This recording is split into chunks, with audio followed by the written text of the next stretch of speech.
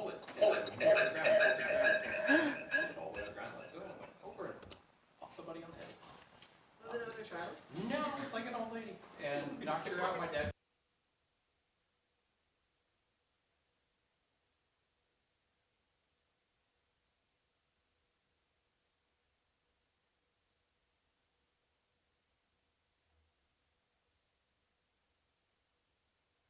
Okay, I think we're ready to get started. Okay, welcome to the February 18th meeting of the Everett Planning Commission. Ayanna, would you please call the roll? Chair Chatters, Here. Commissioner Sullivan, Here. Commissioner Shelby, Here. Commissioner Routledge. Here. Commissioner Welch. Here. Thank you. Thank you. I'll read the land acknowledgement. We acknowledge the original inhabitants of this place, the Shtahobsh people and their successors, the Tulalip tribes. Since time immemorial, they have hunted, fished, and gathered on and taken care of these lands and waters. We respect their sovereignty, their right to self-determination, and honor their sacred spiritual connection with the land and water. We will strive to be honest about our past mistakes and bring about a future that includes their people, stories, and voices to form a more just and equitable society. Okay, so we're now going to move on to the meeting minutes from the January 21st meeting. Commissioners, you've all had an opportunity to review these. Did you have any corrections that you wanted to offer? Okay. I do have one correction to offer on the final page, the last paragraph. It's the original text says Chair Chatters suggested a targeted marketing to the folk who frequent public transportation. It should read Chair Chatters suggested conducting a targeted marketing study of the folks who frequent public transportation to get feedback, and suggested to the city to consider prioritizing pedestrians and bike paths. And this is not quite accurate. It should be that I was suggesting routes, that we prioritize routes that are more direct and easier for them to travel on, not that we just blanketly prioritize them. So there's a little bit more to it. So Ayanna, I'll give you a copy of the notes here. Commissioners, are you in agreement with that correction, if you recall those conversations?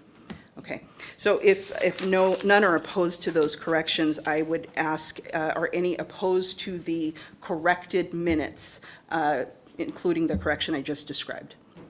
Okay, without objection, then the minutes from January 21st are approved. Okay, we now have an opportunity for reports, commissioner reports and comments. I'm ready this time. All right. Before we kick you off, I do want to acknowledge that we have two new commissioners on the dais. So welcome to Commissioner Welch and Commissioner Routledge. Did I say that correctly? Routledge. Thank you for correcting me. Welcome. We're really happy to see you here today. We're happy to have a full team again. Commissioner Sullivan, I'll turn it over to you. Oh, I was just so excited. No, I just wanted to say that we had, my neighborhood, Silver Lake neighborhood, had their neighborhood meeting at the end of January, and I was so lucky to have Jorg visit us, and he gave a presentation that was, as usual, full of excellent information for our neighbors to learn about and digest, and I thought it went really well. Thanks again for coming. But I did want to I was surprised and also like heartwarmed about a comment, because somebody just said, I'm kind of summarizing here. They just were hoping that essentially we were thinking of the future and thinking of future generations and considering the environment and making sure we're taking care of everything. And I was like, that's exactly what we're doing. So it was just nice to hear that, that's what somebody cared about, and that's what we're trying to do. So it was good, though. We had a good time. Feedback. Thank you for that. Additional reports, commissioners? Yeah, I just had some feedback from some folks in the community. They wanted to make sure that we were going to be mindful of like home businesses, neighborhood cafes, inside residential zones. Make sure that we actually take that work up as part of the comp plan update, and hopefully that does not get backburnered. So I love that comment. Yeah, We spent preferably quite a with, bit of time discussing that. So I know. yeah. When we've talked about it, whether or not it should be corners only or every property, and I think their position was every property. So yes. It's good feedback to have, because we did spend quite a lot of time discussing that, and Yep. so it's helpful to hear that the community, that their thoughts are kind of in line with the things we discussed. commissioners' additional reports. Commissioner Rutledge, Commissioner Welch, you want to chime in, say hello, or? Yeah, I thought I could just give a brief introduction Sure. and allow Commissioner Welch to do the same. So my name is Erin Rutledge, and I am a licensed civil engineer here in the City of Everett, practicing in the roadway and transportation civil engineering space. Been a lifelong resident of Everett, so really excited to be here and for this opportunity to work together with all of you. Thank you, Chair. Name's Todd Welch, obviously new on the council or commission. I've been in Everett at this moment about just under 2 years. I have been here before. I moved here in '95. I brought the first ship to Everett, so sorry that the Navy's here. But I've moved around, but I spent most of my life since up here over in Lake Stevens. I spent 8 years on their city council, another 4 on their planning commission. And as soon as my wife and I moved here and started investing in Everett, we kind of got involved. My wife's on another commission now too, so it's good to be on board. I've been keeping track, and it's great to work with all of you and with staff on everything that's moving forward. Well, thank you, and welcome, commissioners. We're happy to have you. We're a friendly bunch, so you'll have a good time with us. So I think we'll turn it over to you, York. Great, thank you, Chair Chatters. Good evening, Commissioners. I'm York Stevens-Wajda, Planning Director. A warm welcome to Commissioners Rutledge and Welch. Welcome to the Commission. You're jumping in with both feet into a project that I think is hopefully relatively near completion. We will cover a calendar for this, what I'm calling the glide path, which sounds very smooth, towards council consideration in early June here. But great to have you on board, and I think your colleagues will be happy to catch you up on discussions that we've had previously. Mentioned with Commissioner Rutledge on the phone this morning that we're all generalists here. We touch on so many topics that it is impossible for anyone to be an expert on any of them, so there's no such thing as a question too simple. I think it adds to the conversation, and many of us probably share the same question. So look forward to that new energy and new perspectives on the commission. I think it's one of the great aspects of this. We also reappointed Commissioner Adkins as the alternate position. This one was a shorter than normal term for Commissioner Adkins' reappointment. The mayor and staff's intent, and I think we've talked about this previously in commission meetings, is that the alternate positions can be awkward at times, most specifically with the voting, but also in some other, just a little bit uncertain about where that position stands. It has been a goal of mine to wind down those alternate positions over time through attrition, and that's what's the reason for that shorter than normal reappointment for Commissioner Adkins. I think we will have the same thing when Commissioner Lark's appointment comes up for reappointment. We did want to make sure that Commissioner Adkins was able to finish up the periodic update, being such an important project and one that he's put a lot of effort and thought into. So we've got through July for that. A couple of announcements and dates for your calendar. One is a short course on local planning. Our 2 newest commissioners would be definitely a great one to be able to attend. I think even our established commissioners will learn something, and we'll try to make this, and staff will try to make this as well. Not necessarily to get that planning 101 or 201 wherever it's at, but this particular Department of Commerce and American Planning Association collaborate on a short course a couple times a year. It's geared towards incoming city council members, planning commissioners, and others with an interest or some involvement in planning. They're held around the state. This one happens to be just perfectly timed at the Tulalip-Hebold Cultural Center, and it features a little bit of extra attention on tribal coordination and tribal planning. And it'll take place at the Cultural Center, which itself has a wealth of exhibits and information about Tulalip tribes and the land on which we sit here. So I think we've got pamphlets distributed out. I think it would be a great one for as many planning commissioners to attend as possible. It's the evening of March 26th from 5 to 8:30. Next Wednesday, we have a open house. So I think we talked about this at the last meeting. We're in a January, February outreach period where we're trying to visit as many neighborhood associations as possible. Commissioner Sullivan's Home Association was the first one of this series, and it was indeed a wonderful trip. It was everything that I look for in one of these, getting to hear some very localized stories and information. We learned of a mobile home parks pending sale, and that was an important one for us to touch base with a couple of residents who were there and are worried about the future and are wondering what could be something that the city can do about it. So that's the kind of local input that we get at these meetings. Learned how many of the neighbors of Silver Lake have nesting turtles in their yards, including our own council member Zarlingo, I believe, was one of them, who, and we've got turtle patrols to help them get across 19th and Silver Lake Road there. So overall, just a great one, and we've got a whole series of these coming soon. Alisanne is actually at one of them right now, the Bayside Neighborhood Association right down the street. If she gets out in time, she will come join us for the economic development element portion.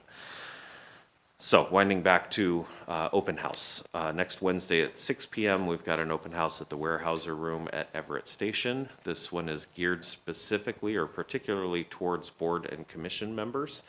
We have, I don't know, 30 or so boards and commissions at the city, each one of which dives deep into a specific area, all of which have some valuable perspective on the future of Everett. So we want to specifically extend an invitation to them, although it is also open to the public, and we very much welcome anybody to come. That's another one that if commissioners, I know we ask a lot of you, especially this year, we've had you hopping from meeting to meeting every couple of weeks, but I think this is one that could other board and commission members and the public could benefit from seeing the folks that staff have been working the most closely with on this periodic update. That is next Wednesday at 6 p.m. and for anyone who's listening online, we hope to see you there. Great opportunity to ask direct questions of staff, as we'll have as many of us there as possible for individual conversations. Yesterday, we sent a memo to the City Council that is the early council draft review package. This is, I think, the iron core of the periodic update is encapsulated into this, so it's actually kind of an exciting milestone that we've passed.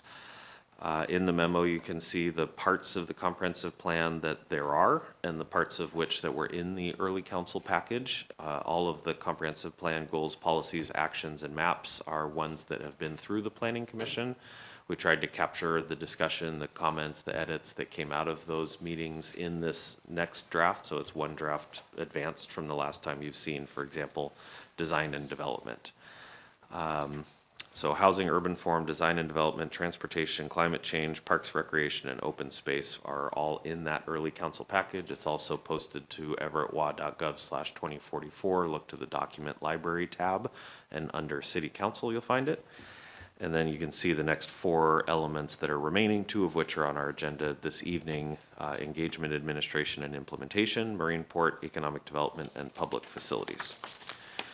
We also shared with them a couple of key chapters of our development regulations.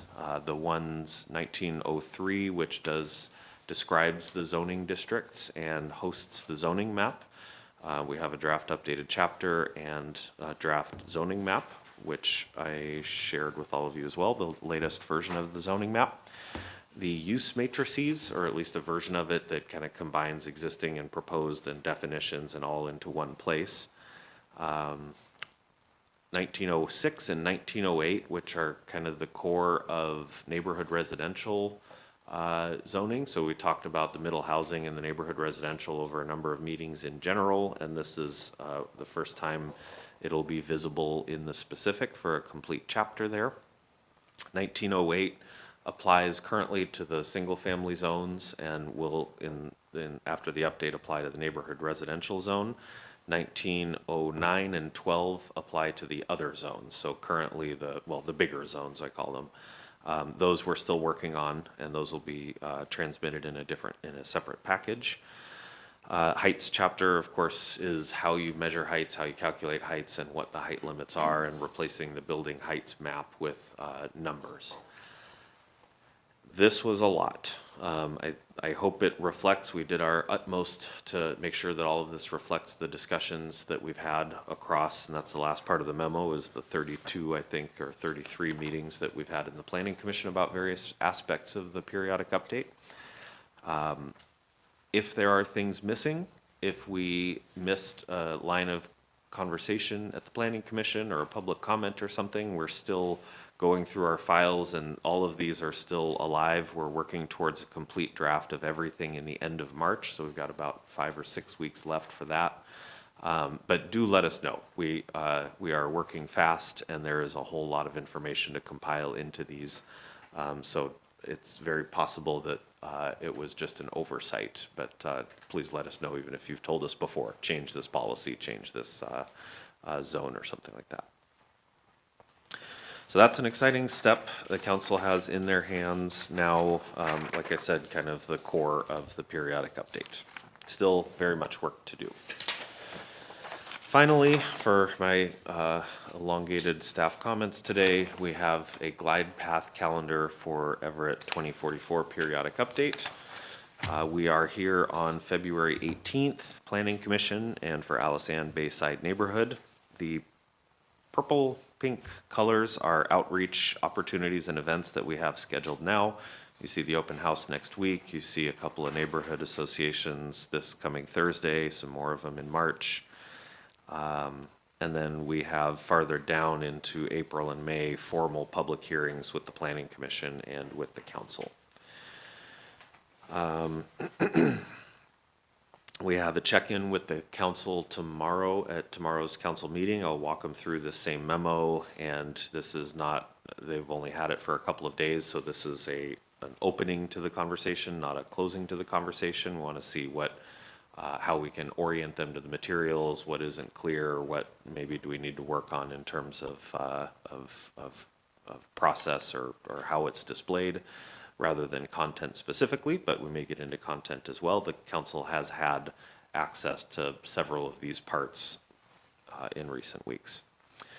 So council briefing tomorrow, open house next week, Council of Neighborhoods, an opportunity to reach at least the chairs and co-chairs of all of the neighborhoods in the city next Monday. Say hi to our families in these next couple of weeks, because we're not there very often, but this is a pretty crucial time for the update, so happy to do the work. We've asked the council to give us amendments to that early package by March 19th, and there's a council meeting at which they could discuss those amendments amongst themselves. So I think we'll hear more from council president and others on how they want to process that. We'll learn a little bit more at tomorrow's briefing. But the intent there is to get the big items right before we publish the complete draft, send it to the state, send it to PSRC and all that for amendment, recognizing that aspects of this can change all the way up to the June 4th public hearing and council action. The bigger the change, the earlier we want it. So this early draft package is intended to capture kind of that we're in the right track in the big sense. Hey, York, just a quick question. What type of change would cause, like, or re-trigger, like, PSRC and the state to go back through this and say, well, that was really bigger than we thought it was? Yeah. I don't know that we can know that ahead of time. It's something that would affect our relationship to state law or to regional policies, to the certification criteria. We send the 60-day notice to the state, and then we will send, we can and we will send any amendments that we're considering halfway through it. We'll say, here's a note that we've changed the zone in this parcel, or we've changed this. And we have a representative from the Department of Commerce and from PSRC that we have the ability to check in with along the way. I think we're in pretty good shape with both state law and regional policies. I think it would take something pretty significant to put us into arrears on that or something. It is notable that there are some overlapping periods here. We've got the 60-day. We will be asking the Planning Commission to make a recommendation. So one of the quirks of the City of Everett is we're not allowed, you remember this maybe from the Park District, we're not allowed to give a recommendation final staff recommendation to an advisory commission until the final environmental impact statement is done. So we had to wait for the planning commission public hearing until after the final EIS. The final EIS has to be 30 days after the draft EIS. And that's as fast as we could possibly do a draft EIS. So that puts us into this kind of overlapping. If something big comes up, we can delay downstream parts of this. This is kind of an ideal schedule, and this does get the update finished in time for the regulations to be effective before the state's model middle housing regulations at the end of June. But if this slips by a couple of weeks for good reason, then that is okay. Okay, I think that's the last thing is when we publish the complete draft and the draft environmental impact statement in the end of March. That will start the biggest and last comment period, the DEIS comment period. Every one of those comments will get a response in the final EIS. We will be receiving and processing those comments as they come in, because as you see, it's just a weekend and a day between the close of the comment period and the final EIS. I know a lot of comments tend to come in on the very last day, so that's what the weekend will be for. But any comments that come in halfway through the period, we will have already worked into the final EIS. Okay, any questions to all of that, where we are? Okay. Additional questions, commissioners? Okay. For Okay. the record, Alice-Ann has wowed the Bayside group and is in the building. Okay. Okay. Okay. Maureen, yes. Okay, thank you. We now have an opportunity for public comment. Ayana, do we have anyone online who wishes to offer public We do comment? not. Okay, do we have anyone here in the gallery? Are you doing it now or see- later? I think I'll wait. It'll make more We're sense. doing Marine Corps next, so yeah. Oh, we're doing it first? Okay. Oh, yes, sorry. Chair, is it okay if we switch Marine Port with economic development? I was just going to ask you if there was some Since we have schedule a guest here. implications here. So we have no public comment, so we'll close out that period, and then we can move into the Marine Port element. All right, thank you. Do you want to start with some words, or? And come on up. Laura Gurley, Planning Director for the Port of Everett, and this is a collaborative element and one that we've been collaborating on. Yeah, go sit, Laura. So, It'll be yeah. much easier for you. Yeah. Thank you. Let's see. Thank you for that introduction, and I know I kind of said hi to the new council member, or commissioners earlier, but Laura Gurley, I'm the Planning Director of Planning. We switched that on Okay. purpose. Okay. For the Port of Everett, right, down the hill on the waterfront, and a little satellite down in Mukilteo. To kick off the Marine Port element, this has been a collaborative effort, and I really appreciate Alice-Ann and Yorick's help. We've been working together with the city for a long time. It's been very productive, and especially having a port element in the comp plan is very important to us. It's fairly new. There was an RCW established in, I think it was 2009, that required marine container ports that have revenues of $60 million or more a year to have a port chapter in their local comp plans. We don't fall into that. There's an option where if your revenues are more than $20 million a year, then you can work with your local jurisdiction to establish a chapter that's specific to the port that's in that jurisdiction. And that is what we opted to do. The city at the time was very, and still is, very receptive. So we worked on that together. There is a lot of reference to ports in the RCWs, the Puget Sound Regional Council plans, WashDOT, military. There are so many strategic things that ports get involved in, that having those types of things memorialized in a comp plan really makes it clearly understood to not just, council folks, commissioners, boards and whatnot, but the public as well, how important having a port in your jurisdiction is and working together. There are headaches that come with having a port in your backyard. There are also a lot of benefits. We generate about $433 million a year in tax revenue for both local, region, and state. So that's huge. Our main customer, our primary moneymaker, is handling all of Boeing's cargoes to make airplanes. We now have a ship repair company, Everett Ship Repair, down on the waterfront that is servicing Washington State ferries. They're also bidding on building one of the new ferries, and they're the only ones in Washington that actually bid, believe it or not. And they're also working through their certifications to handle various Navy ships down there as well. So I think the statistic is something like, I want to say close to 70% of jobs and is tied to trade in Snohomish County. And, you spread it out from the port where all the parts and pieces go of things that come in to all the different types of facilities and manufacturing and all that, and then go back out. The port touches a lot. So we're actually the third largest port in the state. And having, again, things that help everyone understand what we do and how we do it helps. Having a chapter also introduces ideas like transition zones so that you don't have literally a port in your backyard, as a single family homeowner. Obviously, we've been here for a very long time. So there are some situations where we do have single family right next door. But we've also established we have a port compatibility area.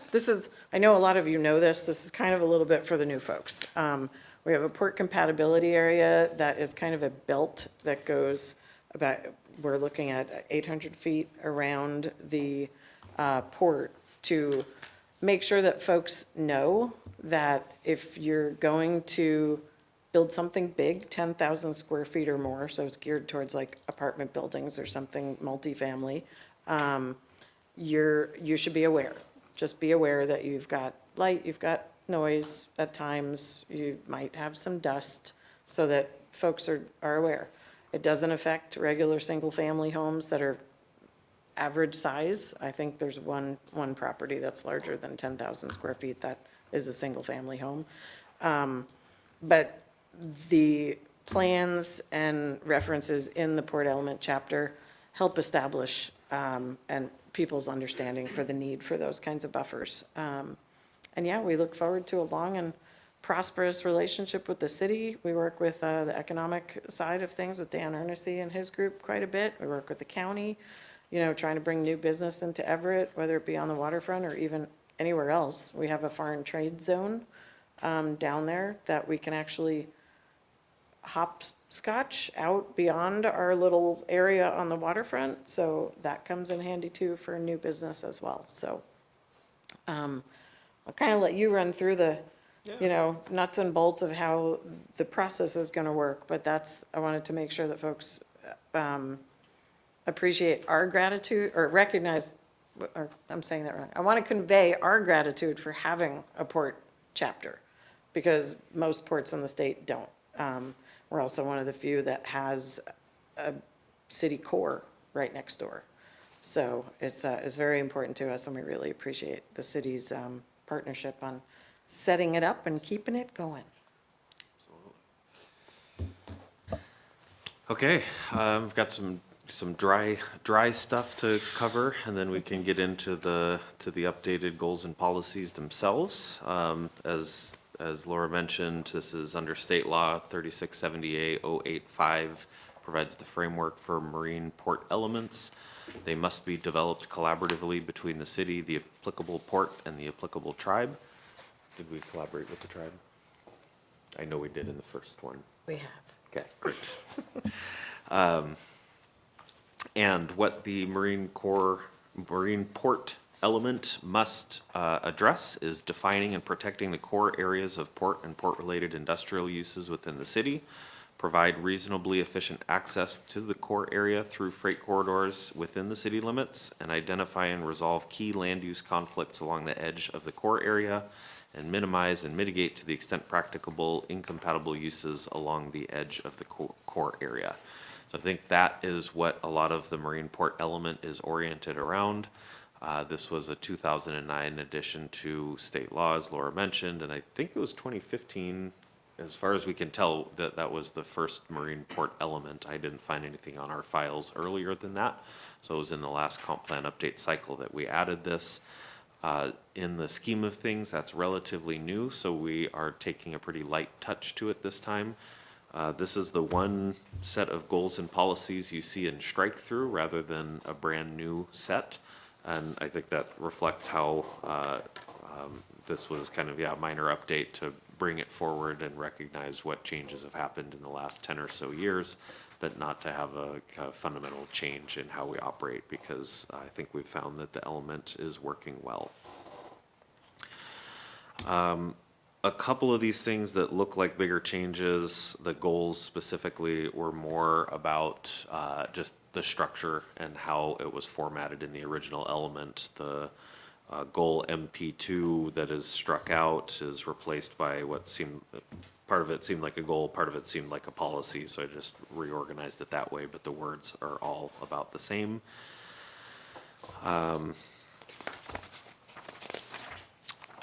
Looks like about, the core area. That was my first question in looking this. What is the marine port core area and how is it defined? We have an updated element, it's not in your packet, that goes through all of that. It has all of the legal framework that the port and the city operate under, and it has the definition of the core area, which is essentially the port, what you would think of as the seaport, the port-owned properties that are zoned heavy industrial, that are south of Naval Station Everett and south of the city-owned clarifiers from Kimberly-Clark, is that? Yeah, the Kimberly-Clark clarifiers, these big, we're turning it into a stormwater facility. So all of the port-owned property south of there, and including the Mount Baker Terminal, which is the Boeing barge to rail pier that is closer to the Mukilteo city limits, that is the core area. So when you read these goals and policies, that's what we're referring to there. A lot of these policies are on exactly the topics that are called for in state law. Protection of the core function of the port, limiting and addressing incompatible uses, and making sure that we have efficient transportation connections. So one big section on kind of the land use side a little bit, and one big section on the transportation side. We just did transportation a couple of months ago, and I noted that we have two sections that address freight. That's okay. There's port freight and there's non-port freight, and both of them have their role. I do want to take a look through maybe after this draft and before the next one for just overall consistency. Are we avoiding duplication? Is it clear what sorts of terminology we're using? I have a highlighted version here with a couple of different terms for freight corridors, regional freight truck corridors, heavy haul routes, freight transportation system, and some others. So I think we'll want to do a little bit of reconciliation there, but I don't expect anything major out of that. Otherwise, I'm going to pause for any questions or comments on the policies, but then I am going to talk about, after, if we're comfortable with where we're at here, we have the specific amendments that we've talked about in the last year around the port compatibility overlay and a port freight compatibility overlay. And then we've also talked about zoning at the west end of Hewitt, right where the railroad tunnel comes out, and some compatibility issues, and that's in that area. But before I jump into those three specific topics, I'll pause for any questions or discussion. I think that triangle is kind of the issue that I'll listen for Great. that. Yep. Yeah. Okay. The triangle.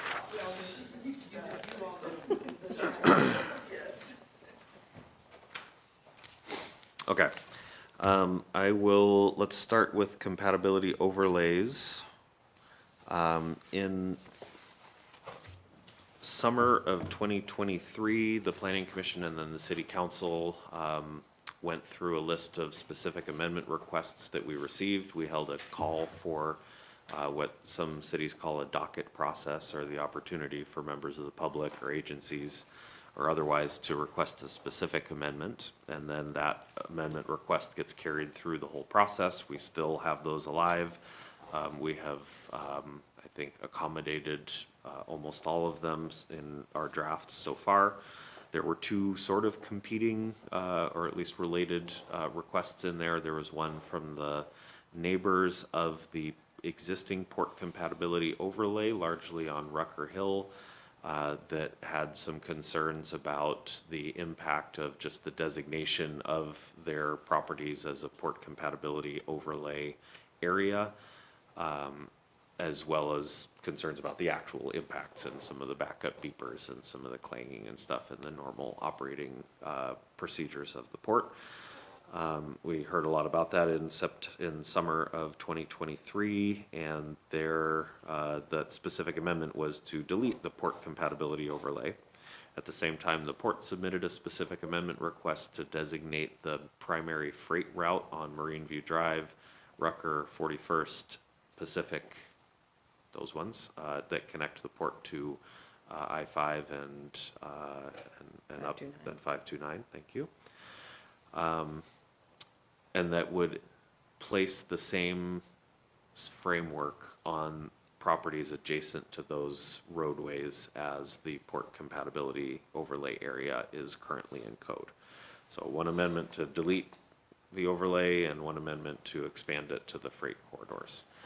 Since then, we've met multiple times with the port, every other week just about since then, but also with the neighbors. Once a month, that's right, yeah. And then also with the neighbors, and I think we're basically there at a negotiated compromise that would work for the neighbors as well as for the port. I think I laid out the high points of what that compromise would be in the memo. And that would be to remove a map. So they thought that the mapping of their property was kind of a negative mark in real estate terms or otherwise. So they had asked to, if you're not going to delete the whole thing, at least remove the map. And so we were changing the map into a text-based reference, the 800 feet of a Port of Everett Marine Terminal property, which is roughly equivalent to where the map shows right now. So that'd be substantively very similar to what we have now, but visually it would look different.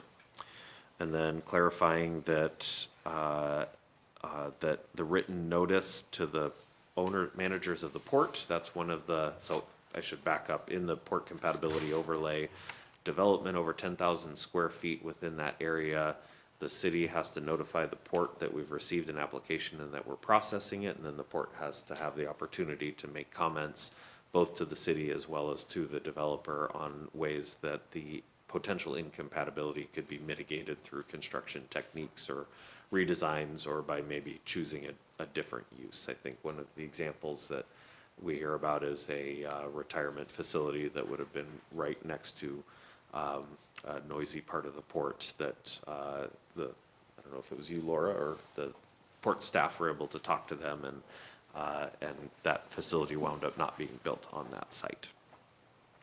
So how we would adjust that is we would clarify that it would be new construction or building expansion that reaches 10,000 square feet. There is one house in Rucker Hill, Rucker Mansion, that is over 10,000 square feet, and we wanted to be clear that if you were to do a re-roof or something, we wouldn't have to send notice to the port on that. Any conditions of approval that the city could implement on the recommendation of the port to such development must be authorized under Title 19 EMC, so we could not go beyond our statutory authority to require a condition on a development as part of this. The specific notice text is in chapter 19.17, and it says your property or your development is within an area that may be subject to ... So we would take that out of chapter 17 and just maintain it on file,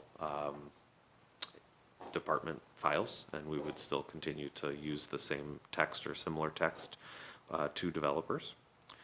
And then clarify that that development applicants are not legally required to work cooperatively with the port, but we would certainly encourage it, and then some non-substantive clarifications and housekeeping.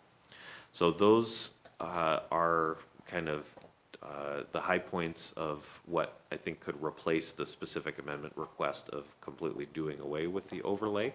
And I think we're like this close to wrapping that up, and we had hoped to get that in its own ordinance and done before the periodic update. We've run out of time to do that, and I think we're going to do it in the periodic update. Port freight compatibility overlays would extend, I think, what I just mentioned or something similar to marine property owners along Marine View Drive, 41st Rucker, and Pacific. I think we have not yet come to a staff recommendation on that. I guess this is an opportunity to hear from the Planning Commission on that. That is something that we could reflect in a policy. The port compatibility overlay that I just mentioned and the code, the development regulations that implement it are based on MP9 on page 2. The policies describe what we're doing, and then the regulations implement it in detail. So I think that's something we probably should consider.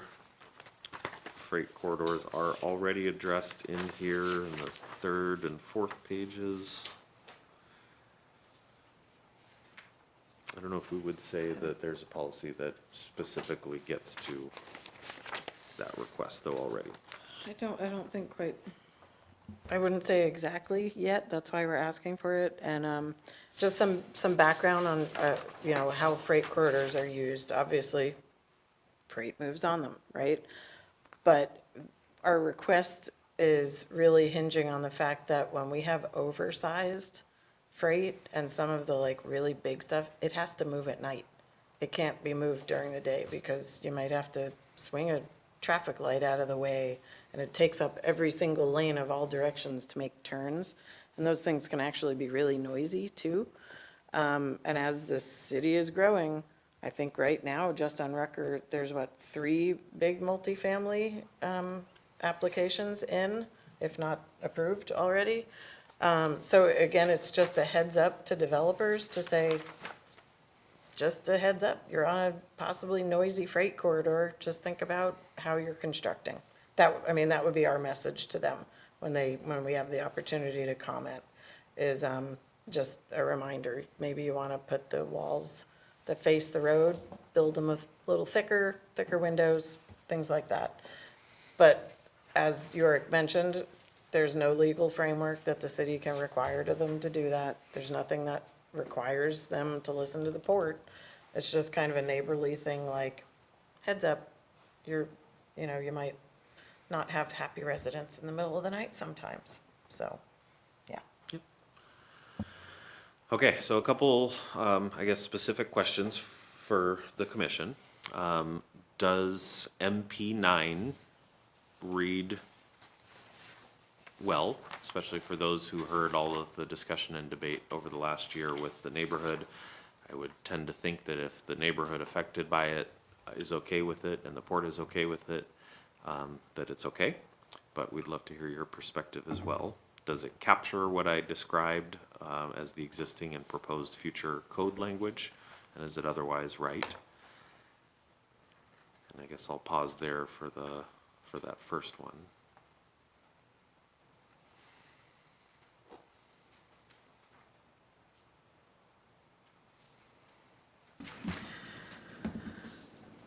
Commentary on MP9, commissioners?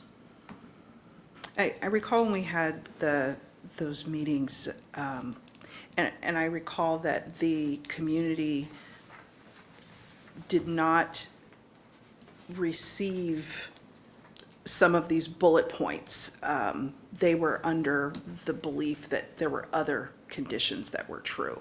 And so it sounds like there's been a process of collaborating and ensuring that everybody is working off of the same set of facts in this outcome, which I think is really good and important.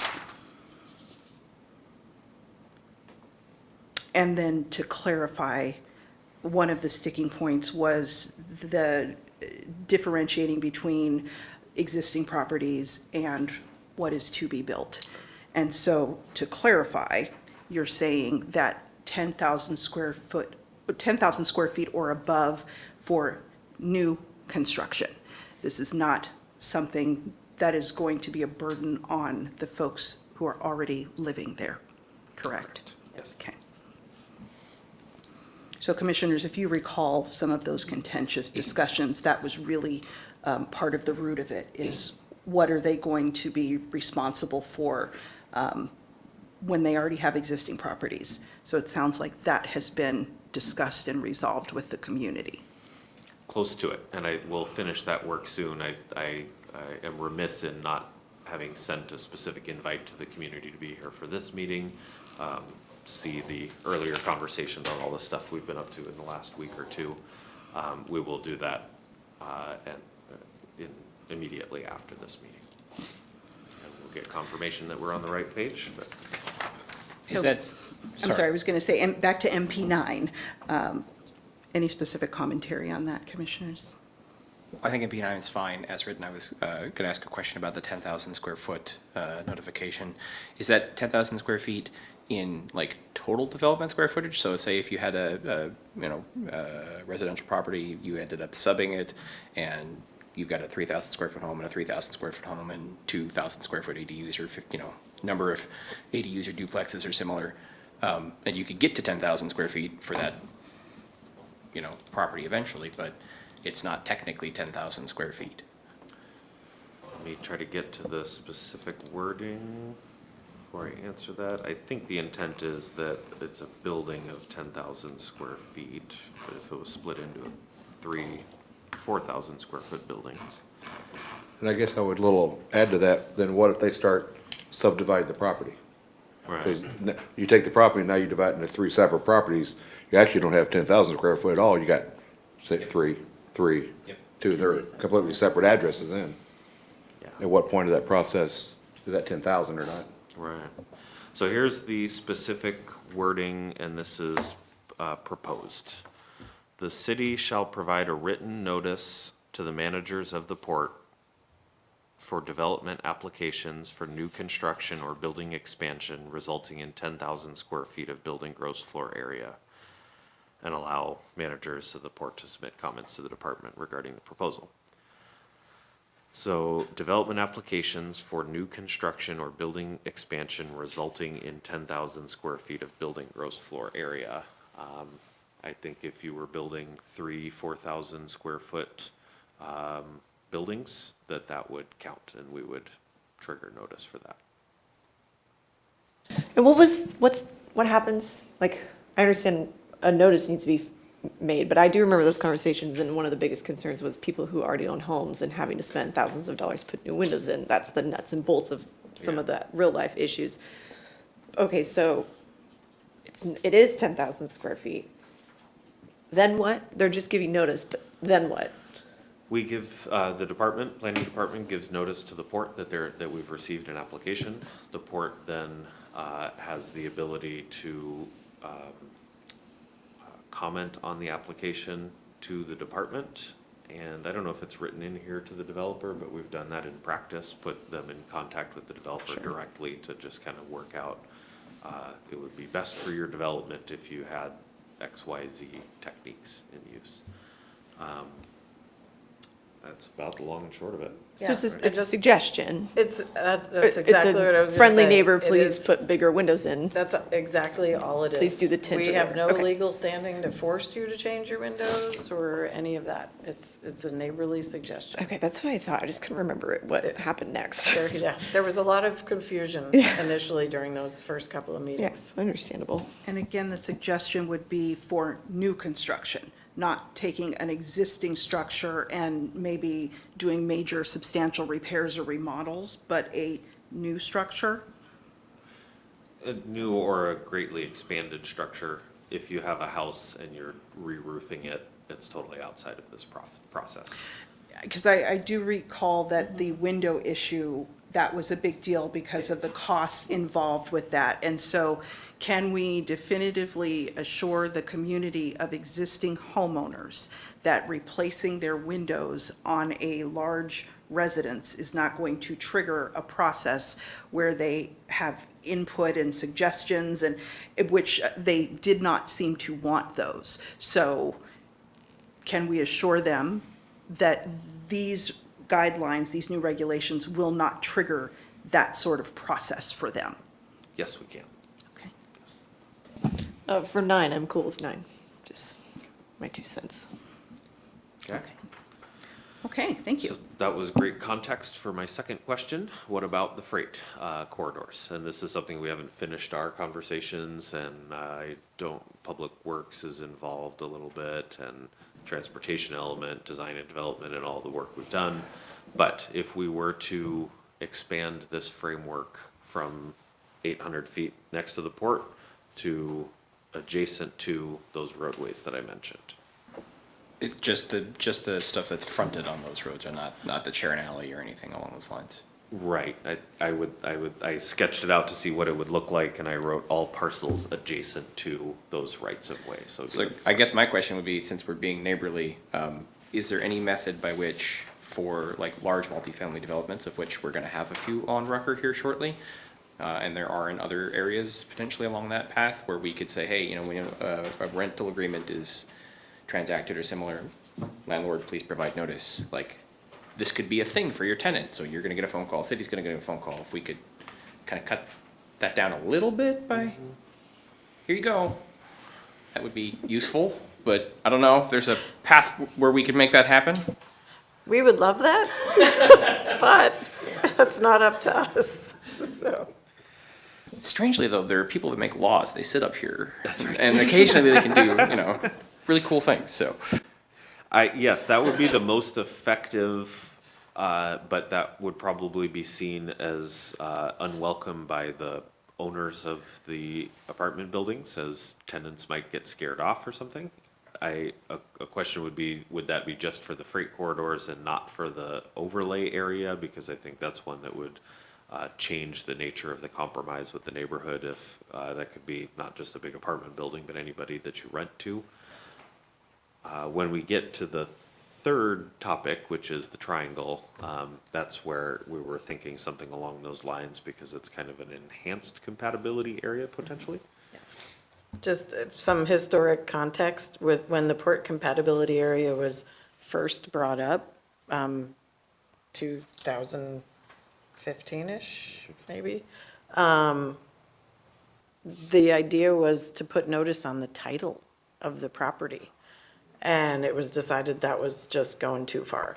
And we understood that. So I think like the rental agreement kind of thing would be almost the same, even though we would love it. But we recognize that, you know, that could potentially scare tenants away. And right now, these are not corridors? I thought they are current, or. The freight corridors Yeah, are like designated 41st and freight stuff. corridors. There's a heavy haul route, there's freight corridors, some of them are established, and I looked at this. The heavy haul routes are established by WashDOT. Okay. So I'll get you those references. So they exist in the planning world, but that doesn't mean that a developer who's gonna build on one of them is aware of that. Yeah, because 41st, I mean, I'm trying to visualize, isn't that like kind of, there's quite a few houses along there. Yeah, I mean, Not 41st itself, but what is it Rucker? Rucker. Yeah, Rucker, right? yeah. It's Rucker to but on 41st to the highway. Right, It's not like all- past the Herald, right, that, Yeah, and so then, there are no residents there. no, but I was thinking along Rucker, right, from Safeway past all the way into, is it Mazza, that Mexican restaurant? on the corner? Mazatlan. Yeah, and there's quite a bit of residents Yeah. there. But in theory, that the people or the businesses that are there are, this is already happening, like Oh, yeah. okay, so the corridor itself's not necessarily changing. We can see it get busier with the market, but they're already used to this, okay. And I'm assuming it's the same thing for all the other ones then as well. Yeah, I mean, it would be nice to be able to just be like, FYI, it's gonna be kind of noisy sometimes, so don't blame the port. Or if you're gonna, or blame the port, but just know. They employ people, so. Is there a priority of these routes, like which route is y'all's preferred route and? So yes, that's why the freight corridors were established. And it comes down to over-dimensional stuff that we handle. Like, we've actually driven windmill blades through the street. And it's not us, it's the carriers that deal with us. No, that'd be cool. I don't have my CDL. But, so it's basically over the years of determining what the best routes are, they've been identified. Like, one of the freight routes used to be Everett Ave, because 529 was, but that hill, if something as long as a windmill blade, you'd bottom out at some point, and you couldn't actually do it because of the hill coming down Everett, and then like making turns onto West Marine View Drive. So the routes have been established over time as to what works best to get freight to and from the port. So is this this would then affect any future growth along these routes, how close to the road development would be?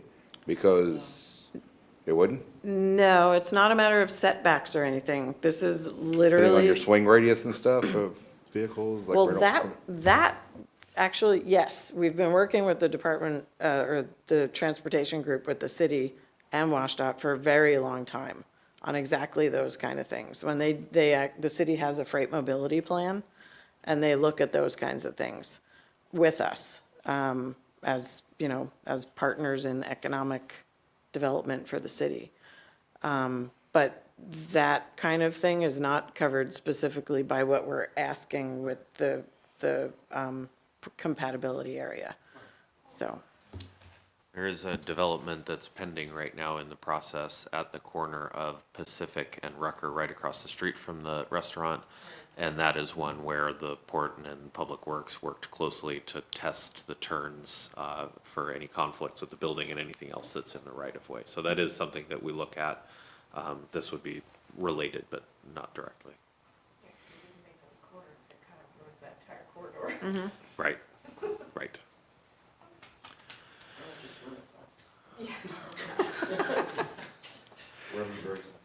So we also have a project, or a set of projects that Public Works is leading, WashDOT funded freight mobility project. I think that's mentioned in the policies and in the element, and they're going through alternatives analysis right now that would make changes to the right of way specifically to support the smooth freight movement to and from the port. I guess for the freight overlay and notice to developers, yeah, I guess I'll just say how I feel like there's a little bit of a difference between neighboring the port and its 24-hour activity and neighboring a major arterial, which is loud 24/7, 365, not from the port. Just cars are loud, and it seems not quite rising to the level of incompatibility as the direct relationship with the port property. But this is just a means of communication, and I see it as relatively harmless as well. So I would put myself near the fence on it. I will add. Yeah, please. We get the calls. Yeah. What is this giant thing at 2:00 in the morning rumbling down the road? Yeah, great. So it is real. It happens during the quietest hours. Yeah, and obviously you didn't go through the effort to make the request without good reason, so. Perhaps when you get those calls, you could answer them with the number of jobs connected to the freight. That's, I think it is helpful for the community to have context about why some of these things happen. When the notice is provided to the developer, is that just added to like the permit packet then? Like you'd be able to find it and track it for the development?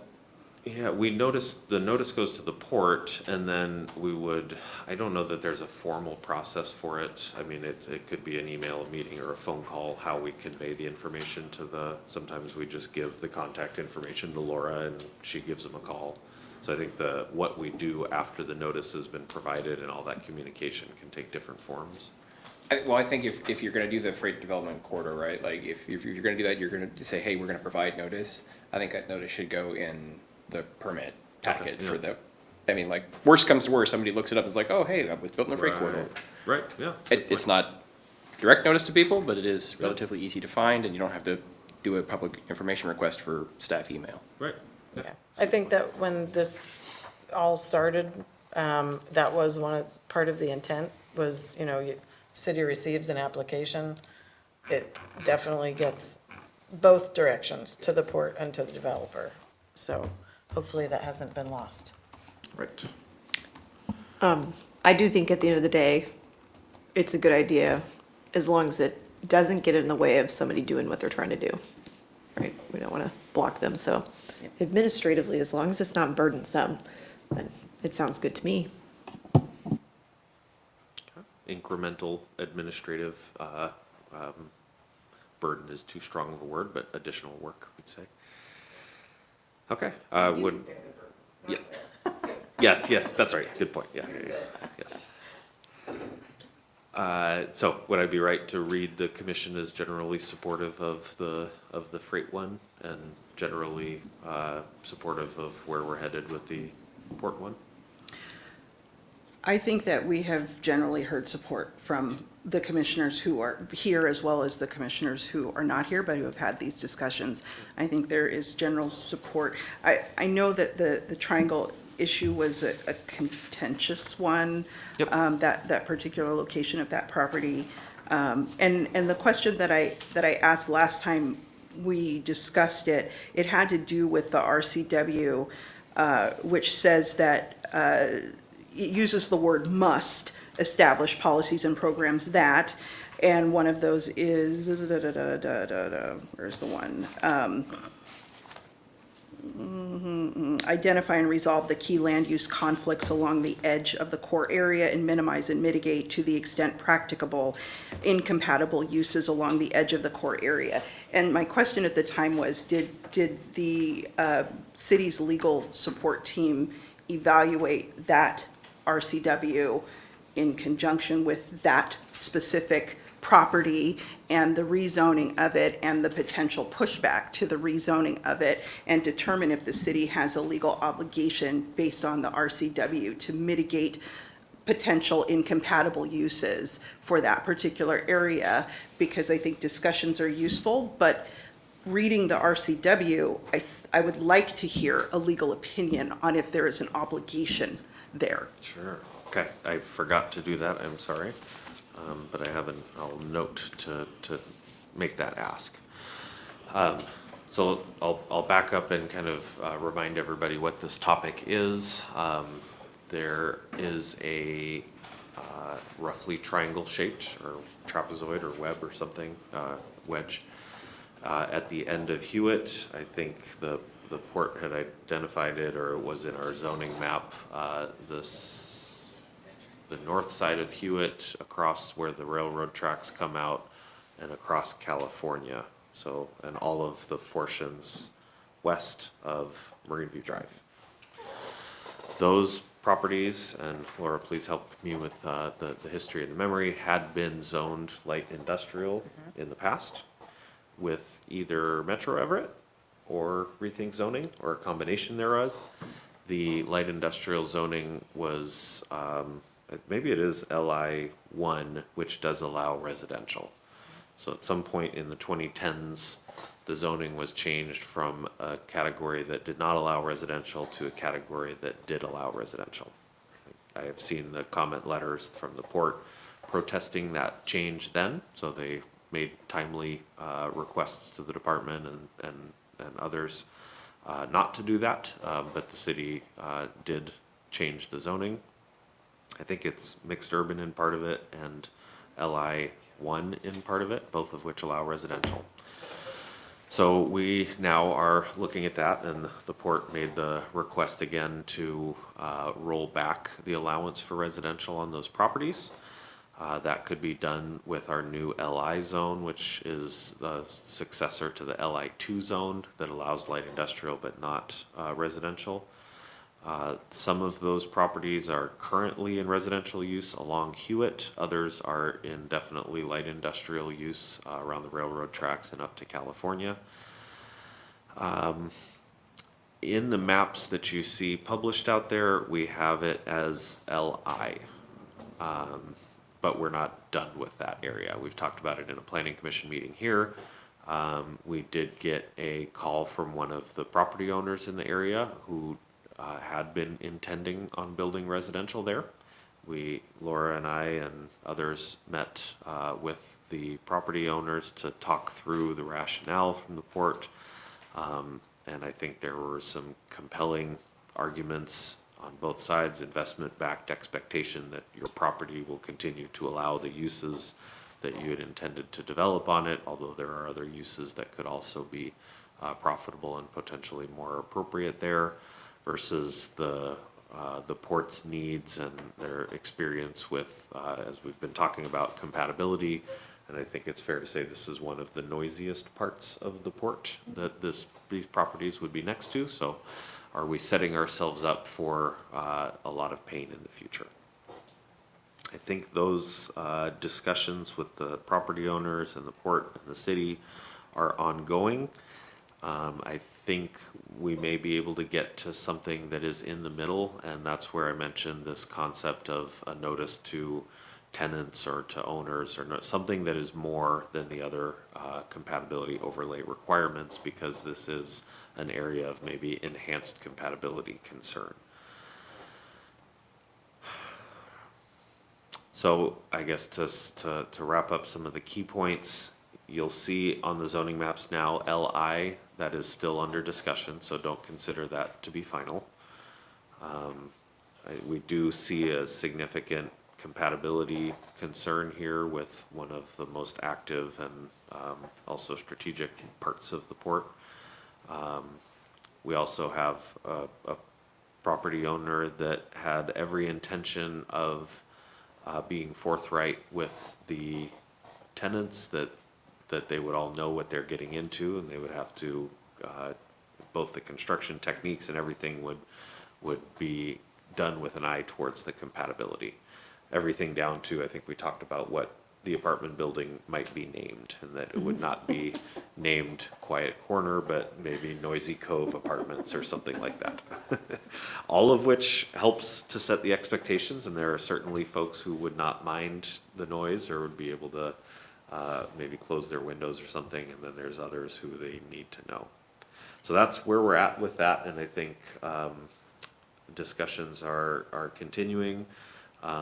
Love to hear your perspective. I've definitely heard some strong opinions on the topic before from members of this commission, but that's where we're at.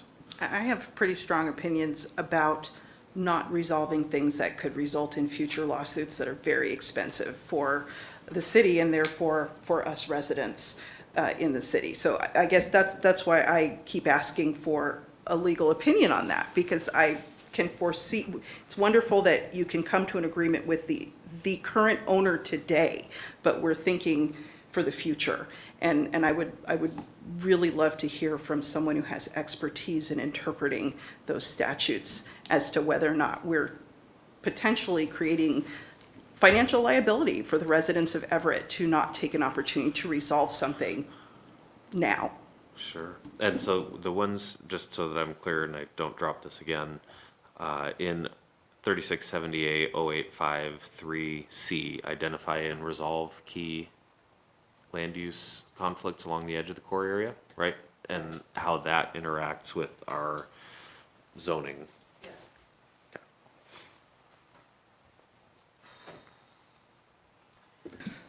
Commissioners, additional questions, comments, input on the port element?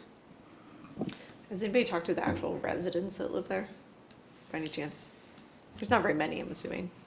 We haven't, we've talked about that, we know we need to do some outreach Yeah. on this, but we haven't figured out exactly what that looks like yet. I'd be so curious to no. hear what they have to say. I mean, this is tough. I don't want to take away the opportunity for somebody to build something residential, but I also recognize the fact that the future occupant might not necessarily understand how loud and noisy. I think they're going to know that it's loud because they can see a train track and a port, but I'm not sure they're really going to understand how inconvenient to their life it's going to be. I think of somebody who works from home and they're trying to take a call and there's a beep and a light, those are things you don't always think about. You think about a train, but I also, I don't want to take that away from a builder. But it's also, I've driven past there. It looks out onto the water. You look past the concrete and you're looking at the water. So there's also prime real estate. So good luck with this one. Yeah, I mean, we've had lawsuits over paint colors on cranes, so it adds up. Those things are very expensive. So I think it's a really wonderful thing that we're looking at it now. So thank you for doing the work to explore this thoroughly. I'll point out MP 13 is the policy that, and this is from 2015, that this is a policy of the City of Everett that says that limitations should be implemented, but it leaves some of that work to the future. Maybe this was written when it was already restricted. Yeah, I don't know. One question though, on a more technical. So let's say we come to a happy medium and we can't get rid of the opportunity for residential, but everybody recognizes you shouldn't build a single story home there. Are you able to be so specific to say, if you're on the south end of this property, but you're on the north side of Hewitt, but you're not, I mean, how granular, I guess, would it be feasible to be? Or is that part of the problem? We shouldn't get that granular with it, because I'm trying to find, like, how do you let both parties win? Yeah, I think we could. I mean, if there's a basis in a legitimate difference, so it's not because of who owns what, for example, but it is because of actual distance to the noise generating. So you'd have to think of it something like in that context. Okay, well, maybe that'll come up. Who knows?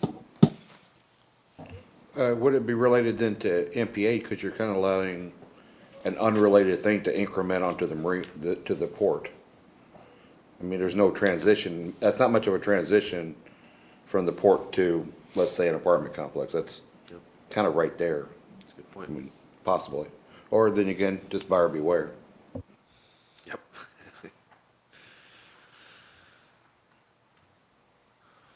Okay, Thank you. so good food for thought. I Yeah. appreciate the good wishes.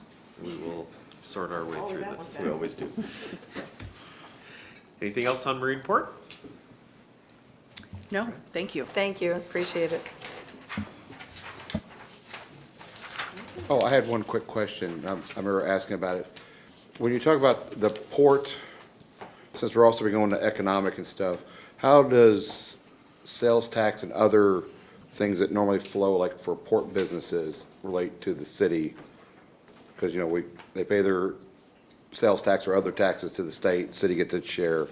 How does that relate with the port? Do we lose a cut, or how does that all relate?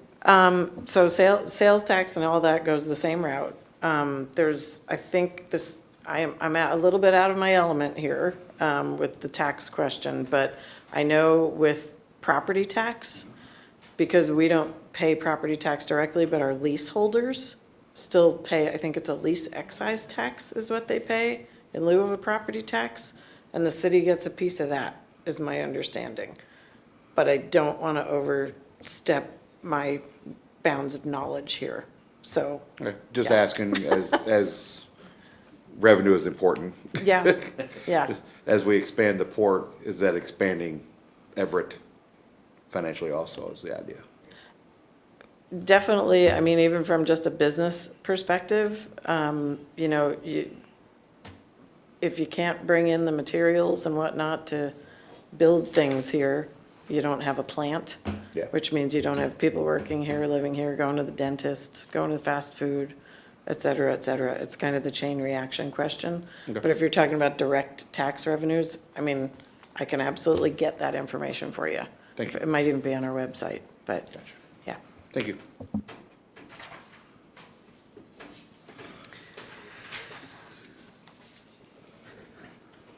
While we're transitioning, let's give an opportunity for any public comment. Ayana, do we have anyone online who wishes to offer comment? No commenters. Okay, thank you.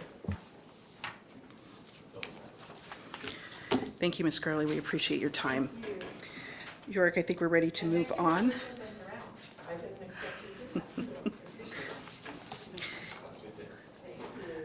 think we're ready to move on to the economic development element. Okay, Alice-Ann has done most of the heavy lifting of this one, along with our Economic Development Department. If you're ready, I'll let you take that one away. Good evening. Thank you for my second meeting this evening. We're working on a third for you. Oh, Hold good. on. No. You have in front of you the economic development goals and policies. Did you print out the goals alignment or not? No, it didn't. Okay, never mind. We did go through the goals alignment system. No, we didn't. Anyway, we did go through the goals alignment process in the fall and looked to make sure that the process has continued all the way through and that we have hit the PSRC and the Snohomish County goals alignment and moved forward with that. So each of the goals and policies that we put together in collaboration with the economic development team at the city is designed and drafted to provide for a multifaceted economy. It's not that one size fits all. It's that we are trying to make sure that we've hit all different aspects of the economy and that we've provided economic opportunities not only for current businesses and institutions, but future ones, as well as current and future employers and employees. So we're trying to make sure that we hit all of those. We have divided the goals are all at the top, as we've done with some of the others, but we have divided the topics down to the ones that you see below of diversifying and expanding the economy, equitable opportunities, business retention, expansion and attraction, business-friendly environment, employment centers, and this goes back to our land use elements, as well as sustainability and vibrant economy. And that vibrant economy is sort of a bit of a catch-all to catch a variety of topics that don't fit neatly into one area, but are trying to make this place have some things that set it apart from other places or enhance what we already have. So we did have it reviewed by the Economic Development Director, and unfortunately, those comments only came in today. So I'd like to walk through what his comments were. So if you would turn to page 2, and if you notice, none of the policies are numbered because I got really tired of renumbering them in all the previous ones whenever we edited. So I started with a blank slate until we finished. So you can put a number next to it or whatever, go for it. So the second one down on the top of page 2, in the version you have, it's missing a few words. So it's maintain and implement an economic development strategy or plan. And for the previous version just says maintain and implement, and that identifies. So we thought it'd be really good to have what we are maintaining there for you. Yeah, which one are you? Page 2, second one down. Mine says, wait, am I looking at the right packet? Second one down says support creation of public development. Okay, never authority. mind. I added some stuff on the first version of mine. So I'm not looking at the same version as you guys. I apologize. Let me That's get a okay. packet. I was like, man, I'm really not here today. It's me. It's not you, it's me. You'll have it straightened out by your third meeting of the Yeah, night. exactly. Okay. Here's the existing one for you. So, now we'll start again. This is what happened when I get organized and I write my notes on the top of the document. And then nothing lines up. Okay. So we're gonna go to the bottom of page 1. And it'll be the second from the bottom. Okay. There we go. Okay. So if you can see here, it says maintain and implement and. Well, we're just adding what the and is. It's the economic development strategy or plan, I don't care what we call it. So that's the first one that the economic development director caught me on. And then we move to the next page, and it is 1, 2, 3. It's the 5th one down on the page 2. And it says leverage Everett's industry sector strengths assets to position Everett as an aerospace, manufacturing, healthcare, and maritime leader and innovator in local, regional, state economy. He added climate innovation and changed healthcare to health sciences. Okay. Okay, next one. It's the last one under business retention, expansion, and attraction. And it says to support establishment of temporary markets, and then goes on to describe what the temporary markets are. And he said, we don't need to describe what that is. I mean, it's up to you whether you want it in there. I'm just commenting. I'm sorry, which one was that, The Allison? last one under business retention, Okay. Okay, thank you. that Did he says say support why? no. There's part of me that likes that you put it in there. Okay, well, you guys It can, softens it. you can They don't always have to be so override. hard and edgy, like, I'm okay to leave it as is. but, I mean, if you made a Mackenzie good. says leave it. Yeah, Okay, I say I'm leave good. it, but you put et cetera, that implies it can be something else. If there was no et cetera, then I'd be like, yeah, well, you can't just be these 3 things. It was designed so that there's flexibility. If somebody comes along with a great idea to do something temporary, that it could potentially be done. And we're not saying I no, like it. but it's there to start building on our other options. I mean, I love it. truck because- courts, Yeah. truck, I love use of public resources for the public. So I like that. And as Okay. somebody who frequents these things, yeah. he gets a veto. And I mean, we have the food truck park that pops up, food truck park pop-up out in Pinehurst Beverly Park. That's one. I've also had conversations with local artists about what if some public spaces were used for like pop-up art shows for local artists. So I think there's a lot of things that the community could make happen if they knew what public resources were available to them. I'm okay. Great. Okay, so then under business-friendly environment, it's middle of the section just below where we are, and it says assess Everett's competitiveness and business environment, and it just take off the last ES, because it's just supposed to be business environment instead of businesses environment. Another typo. So then I think there are a couple more. Okay, so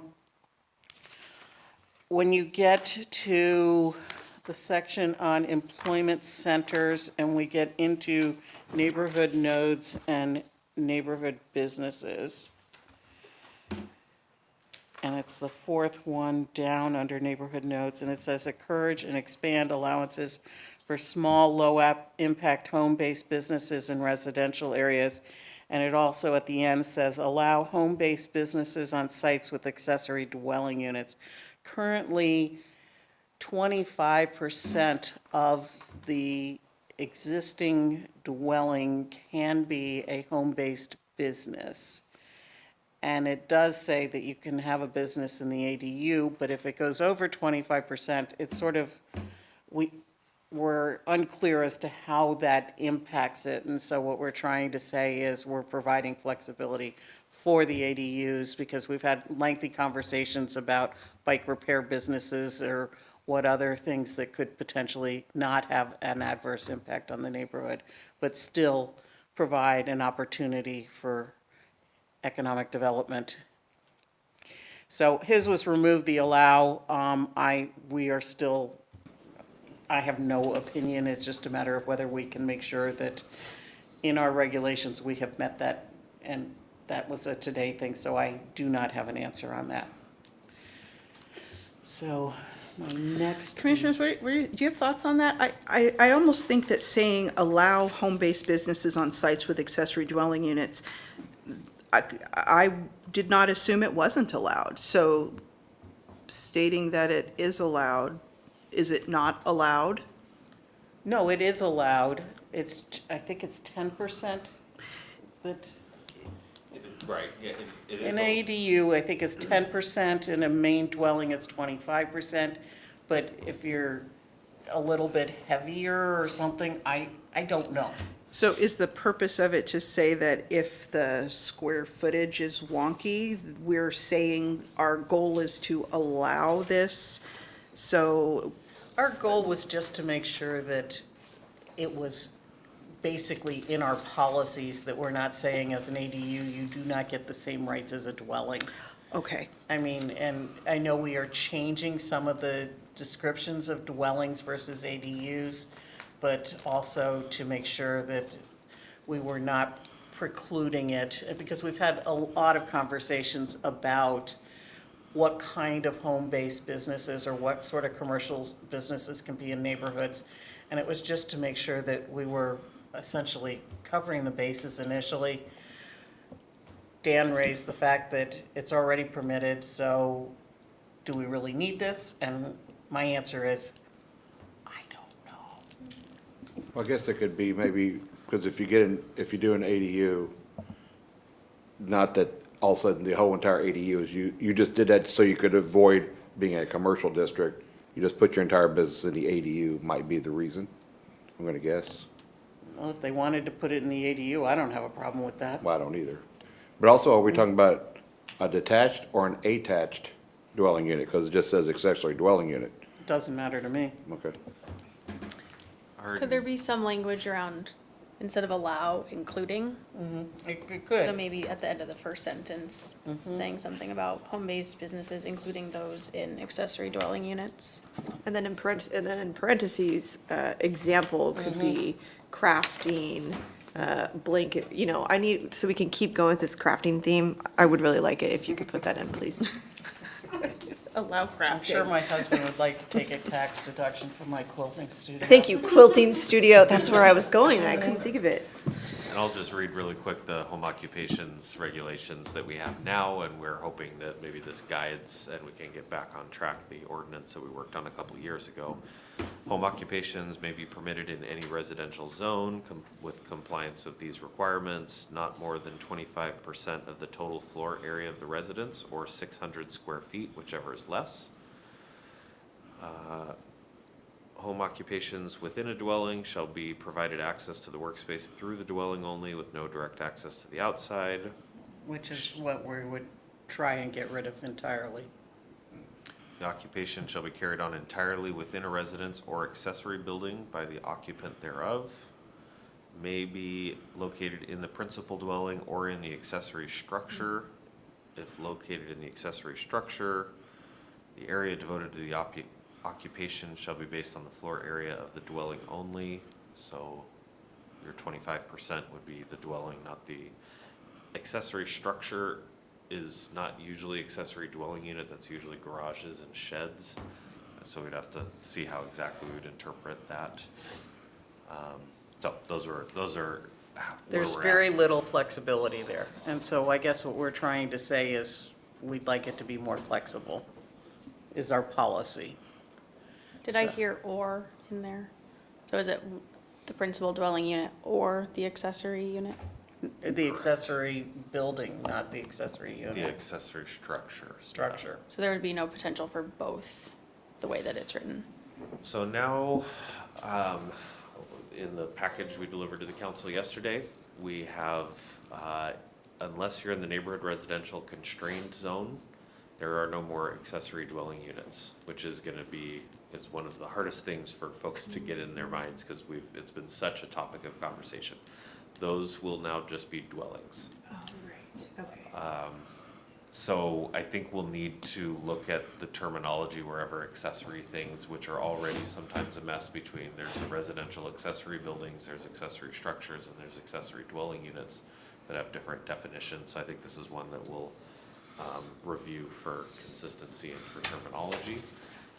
But in the future, I would expect that we would look at the 25% of each dwelling, and that an accessory dwelling unit is its own dwelling with its own 25%. Did you also say something about how you access it, like Yeah. through the? Through the No, house, so you can't do it as an exterior entrance, which doesn't make any sense. It doesn't I make guess sense if if you're you- like a therapist or, you know, something like that, someone like to run out of their house, they probably wanna, you don't want them Use a coming through your house. secondary entrance, yeah. Yeah, so I guess if you had it in your garage, you couldn't have a separate door off the garage. You'd have to come in through the sitting room. Have a seat, welcome. Now let's go do business. You could use the garage door and make it cold. And most of these things, we had an ordinance almost to the finish line to relax a lot of these, and it got hung up on guns and ammo. That's firearms. Yeah. And so we just did not have the capacity to overcome that. I think it was a solvable problem one way or the other. I hope to get that back on track. And this policy would be one of the guiding frameworks for getting that back on track. I like Commissioner Rutledge's suggestion to maybe have it as a including, but I also think that sometimes when you over-articulate something, it almost implies that there was a problem with it or it was disallowed in some way. And so then if ever the verbiage is removed, then later it's like, well, you removed that, so now it's not allowed. So I think it's good to specifically articulate things, but when it comes across as almost like why are you drawing attention to that? Is there a problem with, what's the issue? Was it disallowed before and you're now newly allowing it? There's a lot of sensitivity around ADUs and. I agree, and I would say based on the existing home occupation stuff, which was what we were trying to, over the next 20 years, broaden because of the nature of how we work now is so different, and the types of micro businesses and things like that, that we're trying to create an economy for all. Therefore, it was trying to make sure that it could go into places that it might not have been permitted under current regulations. So, I mean, we can look at it again and see how, I appreciate Commissioner Rutledge's comments, including, and we can look at it again and see if there's a way to do it. So the final edit that Dan had was the first one under vibrant economy. Currently reads, encourage the establishment and expansion of the knowledge and innovation-based industry clusters and expand the creative industries in Everett. He felt that these are two different industry sectors and they should be two separate policies. I am agnostic on this change. I'm with Dan. Okay. That's fine. Therefore, I didn't number it. Okay, then, Dan had put together the beginnings of a plan in the fall, and I reviewed it again after his edits and went through to figure out what actions, because this was part of what I had asked him. And I made an executive decision based on his earlier version of stuff to add 3 actions here that were not in your docket for the current things. And one is update the Southwest Everett Manufacturing Center sub-area plan and MIC designation. The MIC designation is with Puget Sound Regional Council. It already is a designation. We just have to do the sub-area plan to make sure we stay in good standing with them.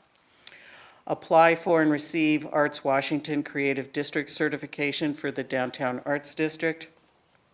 and explore and implement the establishment of a community development corporation and/or public development authority. And we've been discussing this for a while in-house, but it actually puts it into our actions for the first 5 years.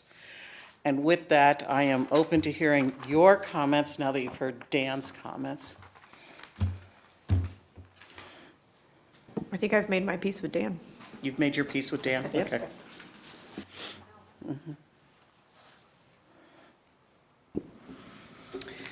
Commissioners, anything jumping out at you, or is this one of those where we need a little bit of time to marinate and digest? I think marinating and digesting would be beneficial. Getting a annotated, updated copy without numbers is fine. Okay. Would be much appreciated, and we could, I think, I can send that out to you tomorrow. That would be helpful, yeah. Okay, Commissioners, last call for questions, comments on this And issue. the copy you receive will have yellow highlights, Perfect. so. Okay, it seems like we need some digestion time on this, so we'll look forward to. Do you want my notes too, or not, for what I'm going to say? I can remove them. I like notes Okay. myself. I don't need them removed for my benefit. Okay, we have a final opportunity for public comment. Do we have anyone online who wishes to provide any commentary? Would caller with phone number ending in 7098 like to make a comment? Yes, please. Okay, then I'm going to just Can you read, hear me? I'm going to just read the instructions to the participant briefly, and then we'll start the comment period. So to those of you joining us remotely, please mute your microphone if you're calling in. Mute your phone by pressing *6. At each opportunity for public comment, I'll ask if anyone wants to speak, which we already did. We do have a caller who would like to speak. If you are participating remotely and would like to provide comment, unmute your microphone or press *6 on your phone. Please provide your name for the record, and when you're done, please mute again. Please keep your comments to 3 minutes or less, and we'll proceed with the first person who'd like to speak. Ayana, at your convenience. If caller ending in 7098 would make his comment? Yes, thank you for the opportunity. My name is Sandeep Sharma, and I was in one of these meetings before, I think November or December last year, and I had posed a simple question at that time about parking requirements, multi-family off-street parking requirements with the new comprehensive plan updates. And I think the response at that time by I think the commissioner or the director was that we're going to bring this up in the upcoming meetings. So I wanted to see if there is a follow-up on that I have missed already, or is there a discussion that's going to be carried out in the next coming weeks? When would that be? Would be good to know. If not, I think my concern comes with my intention to build multifamily apartment unit in Everett, and the hands are kind of tied in terms of how do you make sense on paper in terms of return on investment if you have to build the number of parking spots. For example, if I want to build 16 one-unit bedroom apartments, I have to have 16 parking spots. And in places where you have along Broadway, let's say, or these corridors where you're allowed to have the height, but you are restricted on the land, the amount of land you have. One, either it's too expensive, or if you buy a smaller lot, which allows you to build up higher, you'll have to do underground parking to meet those requirements. So that's what I meant by my hands are tied. So one, I would be interested to know if there is a discussion already done or being planned for, and what's the general idea of the commissioners in this regard. I would really appreciate a comment. Thank you. Thank you, Mr. Sharma. York, did you want to comment on the timeline there? We have had quite a few discussions about parking minimums. For the timeline between now and the end of the comprehensive plan, do we have another session scheduled on that particular topic? Yeah, I think we need to. We've talked about parking in the context of middle housing and neighborhood residential regulations. We haven't as much, although in general we did with transportation and design and development. We got into parking in the policy sense. Those chapters, the access and the parking chapters, were not one of those that were in the council early package. We're continuing to work on those. I think we communicated that we're looking at one space per dwelling unit citywide as kind of as the highest we would go, and it would go down from there if you're in centers, Metro Everett, or have some of the factors near transit or something like that. So I think that's about the level of where we were at in the conversations, but there are specifics yet to come. We have development regulations penciled in for April 1st and 15th. That would be where we would cover the specifics of those. There's a lot to cover in those days, so I think it'll be, we'll have to work to get through both new information like that as well as some of the stuff we've already gone through. So no, Mr. Sharma, you've not missed it yet. We've had conversations around there, but we still need to finish the work, and we anticipate that in April. When it comes to the parking, like we're gonna get to it later, so if you're within a certain distance of a major transit route, parking's not even gonna be required, right? Right, and in many cases, the state has already mandated that. Yes.